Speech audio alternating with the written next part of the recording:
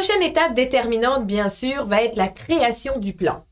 Donc, nous allons voir dans cette prochaine portion de la formation comment ouvrir un plan déjà existant, comment créer un plan, que ce soit à partir d'un groupe Microsoft 365 déjà existant ou non. Mais avant d'entrer dans le vif du sujet, voyons d'abord ce que nous entendons lorsqu'on parle de plan. Un peu de terminologie maintenant, puisque nous allons utiliser les mots plan, compartiment et tâches à de maintes reprises pendant cette formation. Alors, autant cibler tout de suite de quoi on parle. Un plan, tout d'abord. On peut penser à un plan quand on parle d'un projet ou de quelque chose à faire qui va impliquer plusieurs tâches à effectuer. Mais on peut penser à un plan également quand on parle de plusieurs projets, regroupés par exemple sous un bureau de projet qui serait le plan, et à ce moment-là, chaque compartiment serait un projet bien défini. Mais un groupe de personnes peut également être représenté par un plan, comme un département. Donc, ce que vous voyez ici à l'écran, finalement, ce ne sont que des exemples, puisqu'un plan va pouvoir s'adapter très facilement selon les besoins, selon le contexte. L'idée en arrière, c'est tout simplement de pouvoir contrôler un groupe bien défini et de devenir le gestionnaire de tâches de ce groupe. Les tâches, justement, vont pouvoir être regroupées sous une catégorie qu'on va appeler compartiment. Et donc, un compartiment, ça peut être tout simplement un groupe de tâches similaires, mais ça peut être aussi différentes phases d'un projet, ou même encore différents départements au sein d'un projet. Donc, encore une fois, ce ne sont que des exemples pour vous donner une idée. Finalement, tant que vous souhaiterez faire de la gestion humaine pour un groupe bien défini, Planner va être l'outil très adapté.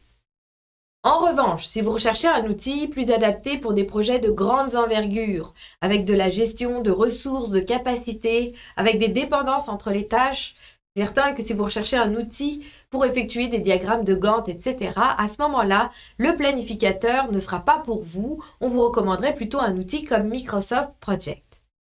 Planner, lui, est vraiment fait, comme on l'a dit, pour de la gestion humaine. Il n'y a pas de sous-niveau, mais par contre, plein d'outils vraiment très utiles, comme la possibilité d'adjoindre des documents, la possibilité d'ajouter des listes de contrôle, de faire des connexions entre les tâches et votre boîte courriel Outlook. Donc finalement, plein de fonctionnalités intéressantes que nous allons développer dans cette formation. Mais avant de vous montrer tout cela, il est important de parler de la notion de groupe. Dans la ligne supérieure de ce schéma, vous voyez les applications maîtres dans Microsoft 365 qui sont des déclencheurs qui créent des groupes.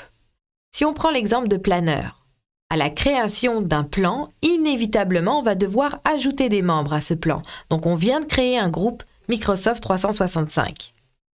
Quand on crée un plan, ça crée également beaucoup d'autres choses en arrière. Ça crée une adresse courriel commune pour le groupe, une boîte partagée, un SharePoint, un OneNote d'équipe, un portail Stream.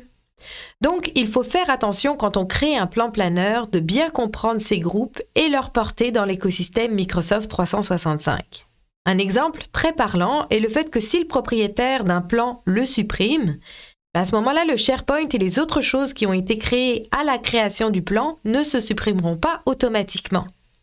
C'est l'administrateur TI qui devra le faire manuellement et cela peut devenir rapidement un casse-tête pour lui de savoir quelles sont les bonnes données, quelles sont les données qui seraient justifiées ou non si jamais des règles de gouvernance n'ont pas été mises en place au départ. C'est également pour cela que seulement certaines personnes ont des droits de création. Si on part de zéro, on va avoir besoin de créer notre premier groupe dans l'écosystème Microsoft 365. Par contre, si l'entreprise a déjà évolué dans cet écosystème-là, qu'on a déjà des SharePoint en place, qu'on a déjà des groupes courriels qui ont été créés, qu'on a déjà peut-être un groupe qui a été créé via une équipe Teams, il va falloir se poser la question alors, est-ce que mon besoin repose sur un groupe déjà existant ou non? Alors voyons maintenant ensemble rapidement l'interface de Planner et comment accéder à un plan qui serait déjà existant.